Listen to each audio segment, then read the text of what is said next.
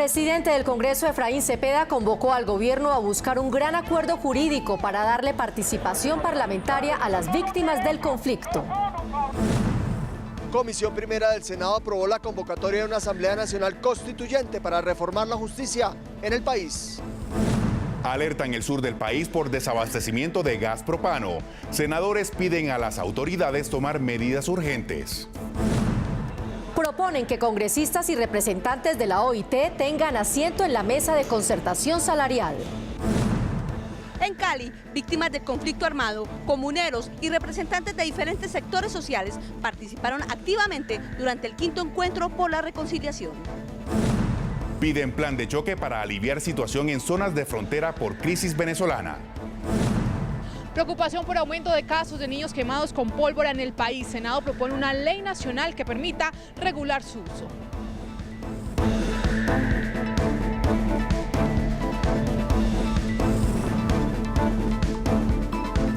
El presidente del Senado, Efraín Cepeda, convocó al gobierno nacional a buscar con el Congreso un gran acuerdo jurídico que permita a las víctimas obtener las curules en la Cámara de Representantes, las 16 curules, tal y como estaba contemplado en el acuerdo de paz. Es que el presidente del Congreso ratificó la decisión que había tomado la plenaria del Senado en días pasados de negar la creación de estas circunscripciones especiales. Aseguró que constitucionalmente era improcedente atender la petición del gobierno nacional para revivir este acto legislativo, a pesar de la inmensa controversia que generó el quórum para la votación. Reiteradamente, el presidente Efraín Cepeda dijo que es necesario garantizar el derecho de las víctimas a su representación parlamentaria. Por ello, convocamos al Congreso y al Gobierno Nacional a analizar y buscar una fórmula jurídica concertada, justa, integral y expedita para que las víctimas de todos los actores del conflicto tenga una efectiva representación en el Congreso de la República. De esta manera, el presidente del Congreso instó al gobierno nacional y a los senadores a un gran acuerdo nacional para que las víctimas del conflicto armado tengan voz y voto en la Cámara de Representantes. El senador Efraín Cepeda Saravia argumentó que la decisión de objetar lo solicitado por el gobierno de disminuir el número de las mayorías en plenaria es inconstitucional. Resulta improcedente pretender a través de la figura del derecho de petición y no de la apelación inmediata de la decisión controvertida, que es lo que corresponde, y mucho menos que se emita un pronunciamiento por fuera de contexto que inclusive se encamina a que varíe el sentido lo que en su momento había concluido. Por lo tanto, no considero pertinente a acceder a lo peticionado. El presidente del Congreso ratificó su posición de apoyar los proyectos en torno al proceso de paz sin pasar por encima de la Constitución y el reglamento del Congreso. El Senado de la República y su mesa directiva cumplieron con los presupuestos normativos y procedimentales de rigor en la medida en que citó, convocó, deliberó y adoptó a través del voto en sesión plenaria una decisión cuyo resultado final fue anunciada a instancias del presidente de la corporación, anunciada por el secretario general del Senado. La decisión tomada por la mesa directiva del Senado generó controversia en el Congreso. Hablamos con los voceros de las distintas vertientes políticas. Para algunos senadores, las 16 curules para las víctimas deben defenderse, por lo que aseguran apelarán a las instancias judiciales que sean necesarias para cumplirles. Por supuesto, contra toda decisión cabe recursos y apelaciones, y este no es el último, la última batalla en esta larga lucha porque la paz se imponga y los derechos de las víctimas también. Vamos a seguir apoyando a las víctimas en su legítimo derecho de participar en política, de tener representación en sus comunidades, en sus territorios. Y el gobierno nacional debe asumir un liderazgo. Otros senadores celebraron la decisión tomada por el presidente del Congreso. Aseguran que nadie puede saltarse la Constitución. Que sepa el país que el respeto a esas formas, como dice la izquierda, es fundamental para mantener el Estado de Derecho. A mí me parece muy importante que el presidente del Senado haya rechazado las presiones del gobierno, las presiones de muchas personas aquí, incluidos estos representantes de la FARC, que hoy querían asaltar el Estado de Derecho. Las víctimas del conflicto armado expresaron su frustración al conocer la decisión. De poco sirvió que durante días cientos de víctimas se apostaron frente al Congreso de la República para exigir el cumplimiento de los acuerdos. Porque este es el momento de las víctimas tener una voz directa de estos territorios más alejados y más afectados en el marco de conflicto armado. La negación del acto legislativo que creaba las circunscripciones especiales se convirtió para las víctimas en un punto de partida. Este revés es nuestro mejor motivo, nuestro mayor impulso para comenzar a luchar efectiva y en franca lid frente a la reivindicación de los derechos de las víctimas en todo el territorio colombiano. Aseguran que lo único que quieren es respeto a sus derechos de participación en el Congreso en su calidad de víctimas. Las circunscripciones eran para las guerrillas, no señor, eran para las víctimas que querían también representarnos para ver si algún día tenemos un goce efectivo de derechos. En otras noticias, el Senado insistirá en defender las leyes de alto impacto social, como las que tienen que ver con la reducción de los aportes que hacen los pensionados al sistema de salud. Así es, Yair, por decisión de la plenaria, esa ley que fue objetada por el presidente Santos será llevada ahora a la Corte Constitucional para que le dé su aval a esta norma que beneficia a cerca de 2 millones de pensionados. Por la afirmativa, 53 votos, ninguno electrónico. Por la negativa, 0 votos. Por unanimidad, la plenaria del Senado le dijo no a las objeciones hechas por el presidente de la República a la ley que reducía a los pensionados del 12 al 4% el porcentaje de cotización en el pago mensual de salud. Es una gran noticia para 1,5 millones de familias que se van a beneficiar de esto. Familias que reciben de mesada pensional 1 millón van a recibir un aporte adicional de 100.000 pesos mensuales que van a mejorar sus condiciones de vida. El derecho a que si el trabajador toda la vida cotizó por el 4%, lo más lógico es que si adquiere la pensión mantenga ese 4% y no asuma la carga del empleador, que es el 8%, que es lo que hoy le cobran al pensionado, el 12%. Senadores aseguraron que este es el primer paso en la búsqueda de la justicia social para la tercera edad, el adulto mayor y los pensionados de Colombia. Ojalá la Corte sea justa y defina cuanto antes que efectivamente los pensionados del país tienen derecho. Hay que hacer justicia con los pensionados del país. El Senado también rechazó la objeción hecha por el presidente de la República a la ley que busca crear una política pública para tratar la infertilidad. La posibilidad de convocar una Asamblea Nacional Constituyente se abrió paso esta semana en el Senado. La iniciativa, que fue aprobada en Comisión Primera, pasará a discusión de la sesión en la plenaria. Jorge Pulido. Se trata de una decisión trascendental que ha adoptado la Comisión Primera del Senado de la República. Ha sido la Asamblea Nacional Constituyente aprobada en primer debate, pasa ahora a plenaria del Senado y debe ser fundamentalmente para reformar a la justicia. Con mayoría absoluta, la Comisión Primera del Senado aprobó la convocatoria de una Asamblea Nacional Constituyente para que sea reformada la justicia.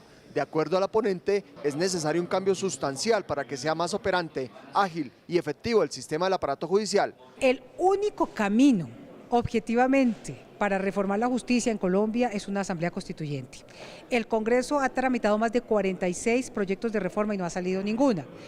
Y las que salieron aprobadas fueron tumbadas por la Corte Constitucional. Senadores que respaldan plenamente el proyecto y el cual pasa a plenaria del Senado afirmaron que los últimos acontecimientos en la rama judicial, tanto en la Corte Suprema de Justicia como en los procesos en la justicia ordinaria, hacen urgente que se reforme dicha rama. Estamos en la intención de hacer una reforma a la justicia, sin embargo, ha habido distintos inconvenientes que han imposibilitado ese propósito. El Congreso reclama al interior de la rama judicial.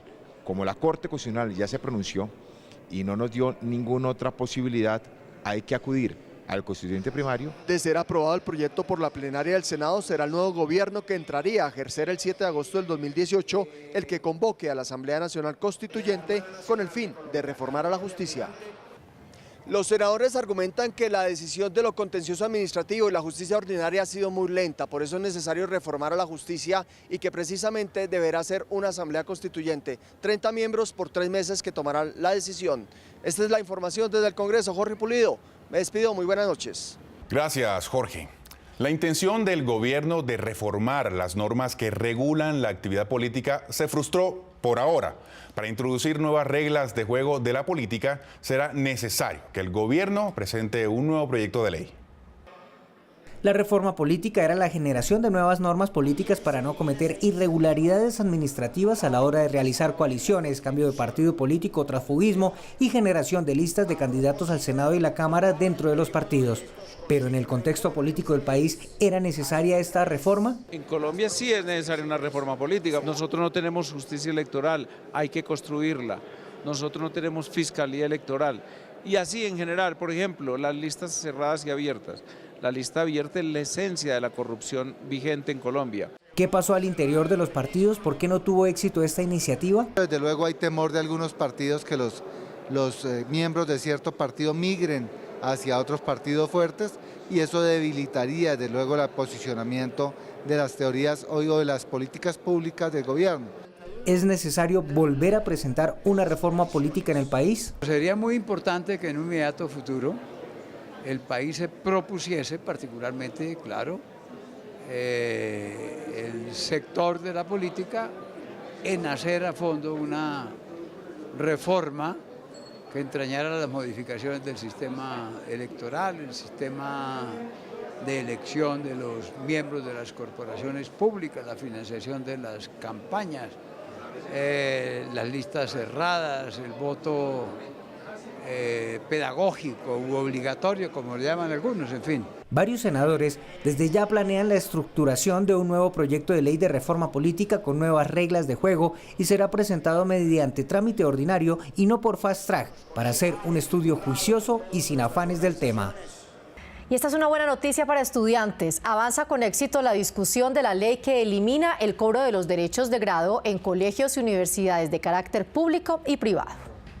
El objetivo es que los derechos de grado se cobren únicamente por concepto de papelería, en lo correspondiente a diplomas, y que de aprobarse definitivamente se sancionará a las entidades de educación superior que no adopten la medida. Lo que buscamos con este proyecto es que los estudiantes solo tengan que pagar lo que vale la emisión física del diploma, la papelería, y ningún cobro adicional, que es lo que hoy en día está ocurriendo. De ser aprobado el proyecto de ley, aplicaría para colegios y universidades, tanto públicas como privadas. No puede existir, no puede ser así, no es justo y a todas luces, además es garantizar el derecho de los estudiantes a que las universidades les otorguen los títulos que académicamente ya se han ganado. Por su parte, el senador Andrés García Zucardi aseguró que este proyecto es necesario y propuso la creación de una superintendencia de educación para que estudiantes y padres de familia expongan sus inconformidades y excesos de las instituciones educativas. Hay alerta por el desabastecimiento de gas propano en varios departamentos del sur del país. Senadores de la región le pidieron a las autoridades adoptar un plan de contingencia. 700.000 personas estarían siendo afectadas en los departamentos de Nariño, Putumayo, Caquetá y Cauca por el desabastecimiento del suministro de gas propano. Así lo denunciaron varios senadores que pidieron al gobierno buscar una pronta solución. No es justo. Señores de Ecopetrol, señores del Ministerio de Minas y Energía, señores de la CREG y de la Superintendencia de Servicios Públicos, que ustedes no tomen las medidas que tienen a su alcance.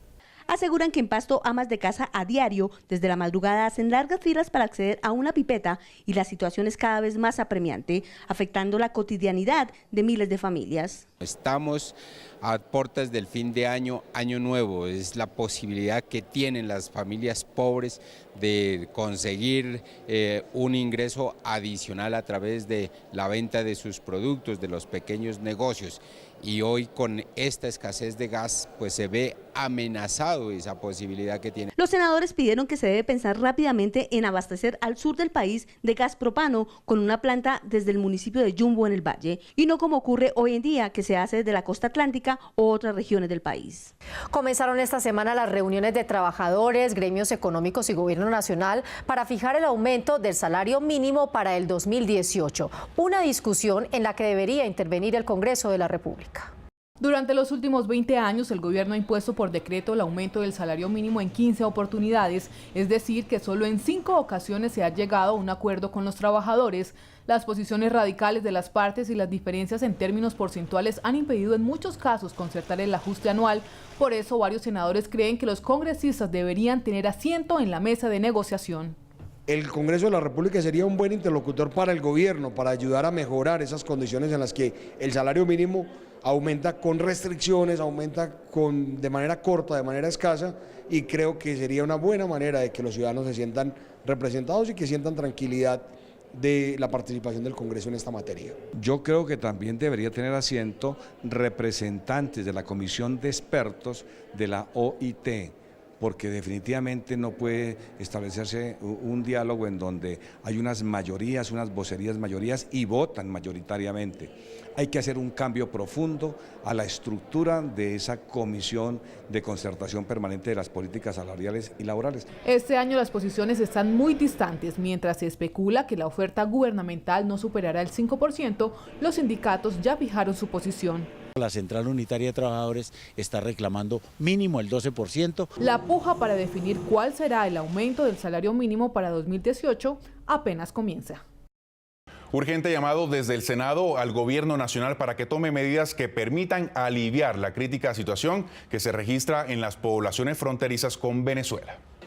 Para el senador Manuel Guillermo Mora, la situación de los habitantes en zona de frontera por Cúcuta es crítica. Según Migración Colombia, en Colombia residen 470.000 ciudadanos del vecino país de forma regular e irregular. ¿Qué hemos pedido al Gobierno Nacional? Un plan de choque, una reactivación económica para las zonas de frontera. Que los funcionarios vengamos y busquemos unas alternativas. Lo del IVA es importante, congelar el IVA, bajar el IVA para la zona de frontera. Bajar al 10% el IVA de la zona de frontera. Según datos de Migración Colombia, el 39% de venezolanos se concentra en Bogotá, un 14% en Antioquia y un 10% en el Atlántico. Por eso desde Cúcuta piden que se tomen medidas de fondo para restablecer la crítica situación por la que atraviesa el departamento de Norte de Santander, región por donde en su mayoría entran los venezolanos al país. Vengo de la parte de Valera, Estado Trujillo. Bueno, ¿y qué viene a hacer a Colombia? ¿A qué se está dedicando? Me estoy dedicando a vender chupetas y de vez en cuando a ayudar con la carrucha para ganarme unos reales, para ganarme la vida. Es algo duro, ¿no? De dejar uno su familia atrás, a seres queridos. Es muy fuerte la situación del país, cómo la economía se está consumiendo al venezolano. Desde la plenaria de Senado se planea hacer un debate de control político para generar un diagnóstico formal de la situación de frontera y elevar las soluciones al Gobierno Nacional. Intensa actividad del Senado en las regiones. Un foro por la reconciliación se realizó en Ibagué y otro en Cali, donde se registró una alta participación de la comunidad. Ana María Sandoval, en la capital del Valle del Cauca. Así es, los vallecaucanos se hicieron sentir fuertemente aquí en Cali durante el 5º encuentro por la reconciliación. Ellos opinaron y preguntaron sobre salud, educación, trabajo y por supuesto el proceso de paz. El presidente del Congreso los escuchó atentamente y les dio algunas respuestas. No descuidar a los líderes comunales, porque son los que más conocen de esta problemática. Quiero que hoy, señor presidente, se meta en el cuento de los jubilados de este país. Con nutridas intervenciones, líderes sociales y víctimas del conflicto armado pidieron aumentar la cobertura en educación, salud y sobre todo crear programas sociales para las más de 500.000 víctimas que ha dejado la guerra. Esperamos poder incidir en ciertas decisiones que se tomen en función del bienestar de la sociedad, en función del bienestar de las víctimas, de las comunidades étnicas que históricamente hemos sido afectados por el conflicto armado de este país. Tanto para la reinserción, la reconciliación y las oportunidades laborales tiene que ser una política de Estado. Una política de Estado que incluya, por ejemplo, el SENA en el tema del emprendimiento y apoyo para generar su propio empleo. Pero el sector financiero, ¿por qué se sigue negando el sector financiero a darle microcréditos a la gente que puedan ayudarle a generar su propio empleo y los deja en manos del gota a gota y del pagadiario? De manera que al estar en estos encuentros regionales nos reafirmamos en la necesidad de apoyar la implementación de la paz de Colombia. Una gran audiencia, gran participación a propósito de la defensa de los derechos de los 8 millones de víctimas, pero también de los derechos de los jubilados, de los pensionados. Ahora los vallecaucanos tienen la tarea de avanzar hacia la cultura de la reconciliación. Cali cuenta con un organismo específicamente trabajando en temas de reconciliación, de construcción de paz, de transformación de dinámicas culturales. El senador Efraín Cepeda presidió también en Ibagué otro encuentro por la reconciliación. Allí dijo que las víctimas son el centro del proceso de paz y tienen derecho a la verdad, a la justicia y la reparación. Además que se debe mejorar la calidad de vida de los campesinos y lo primero es que puedan acceder a la tierra. Que la gente esté tranquila con sus empresas del sector agropecuario, que sigan la producción, que sigan generando empleo, que nada pasa. Pero he dicho que las tierras de los campesinos, que pasan de generación en generación y no tienen títulos de propiedad. ¿Por qué no le otorgamos ese título de propiedad a los campesinos? El Tolima Grande necesita avanzar en infraestructura para activar la economía en las zonas más afectadas por el conflicto. Por eso, desarrollo y tolerancia hacen parte de la reconciliación. Hoy estamos pidiendo perdón, olvido y no repetición, y que las víctimas de Colombia, del Tolima, hagamos parte también de esa reconciliación. Al finalizar el encuentro, las víctimas les pidieron a los senadores elevar sus preocupaciones al gobierno nacional para que rápidamente se implementen todos los programas del posconflicto. Esa es toda la información desde la ciudad de Cali. Feliz noche. El senador Armando Benedetti dijo que denunciará ante organismos internacionales lo que él ha llamado acoso del fiscal general Néstor Humberto Martínez por sus denuncias de irregularidades en el sonado caso de corrupción de Odebrecht. Voy a poner una medida cautelar ante la Corte Interamericana de Derechos Humanos. Voy la otra semana a Ginebra, a la ONU y a la Unión Interparlamentaria, y ya estoy buscando un abogado que debo tener ya listo esta semana o la otra para hacer unas denuncias ante el FBI y la DEA. Con presencia de los presidentes del Senado y la Cámara de Representantes, fue puesta en funcionamiento en el edificio nuevo del Senado la Sala de Lactancia. Esta iniciativa de Naciones Unidas contó con el apoyo de los directivos del Congreso de la República.